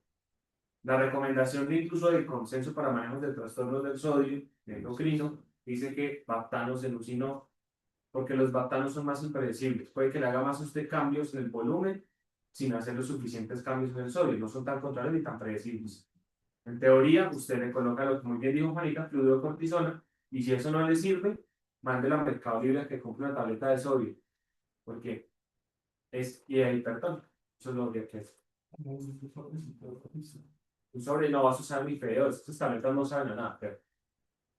Y bueno, y la última pregunta. Y heparina. Entonces, bueno, tú hablaste de la heparina, pero la heparina es otra cosa. ¿Qué la vas a monitorizar? Va a ser la siguiente pregunta No, a Santiago. no, ¿Cómo pues, monitorizar la heparina y cómo es la infusión? ya que está. Em, Sí, no, La evidencia de la heparina son estudios individuales de casos y controles, que ese es el que tenemos hasta el momento, que es el estudio de abajo. Por el momento no hay evidencia para ponerlas, sí son cosas plausibles por lo que estábamos diciendo, pero a la luz de eso, por ahora no. Entonces, así no la pondría entonces. Y si le diga a poner profe Carry le dice, porque a mí me dijo, yo la pongo, a veces la pongo. Entonces, ¿usted cómo la monitoriza? No. pero es que el estudio fue de 170 pacientes y fue unicéntricos. Sí, eso que nada más llegó a apuntar al sistema. Pero es que eso es de vasoespasmo, cuando está No, instalado. ese vasoespasmo, me siento aquí ofendido, porque el estudio de acupuntura no era vasoespasmo, fue antes. Ah, Entonces, Santi, ¿cómo la monitoriza? Un TCT de 60 sería bueno, una infusión de 8 hasta 10 unidades son 8 unidades kilo. Y la última, solo porque el profe me lo pregunté, porque el doctorado quiere hacer un protocolo es, y la acupuntura. Es antes. ilústranos. Rosero está que se habla del estudio de acupuntura. Ilústranos. ¿Dónde le pongo? Se la da sesión. No, la primera pregunta, ¿usted le haría acupuntura al paciente? No conozco evidencia. La lección estaba mal. No, pero lo El desconozco. negrito está muy sonriente, el negrito, vamos a ver el estudio de la acupuntura. Entonces hay 4 puntos ahí que pues, se los mando, vuelvo y los vamos ¿Cuáles son? ¿Qué son? para que no haya dudas, se los mando, no hay ningún problema. Pero hay 4 puntos. Se les hicieron antes a los pacientes y ahí que lo cobraron con placebo, hicieron agujas sin punta y le hacían también electroestimulación en los 4 puntos. Hay uno acá en la mano, hay otro acá como en la tibia, hay otro en el metatarso y otro en el pie, que eso es lo que quiere hacer el profe. Y la idea es que si encontraron que habrá menor o mejores desenlaces funcionales, son funcionales a 6 meses con el tratamiento de acupuntura, con un buen placebo. Los mal les ponía la cosita. ¿Y cuánto tiempo dejan la aguja? Quisiera, No sé. pero que los estudios que dice el profe que son durante el vasoespasmo están en Chile y hasta donde yo sé que no se mande fin. Entonces no les puedo hablar mucho de acupuntura en el momento. Oye, pero interesante, usted es extraordinario. Sí, es que es el punto C6. Creo que la línea del punto C6. Muy bueno, no estoy molestando, es muy bueno para él dice, cuando tenga usted a alguien choqueado, hágale y funciona el punto C6. Ese que me aprende. Los otros momentos que no son. ¿Circules o como?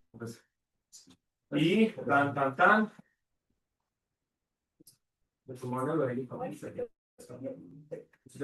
¿Qué?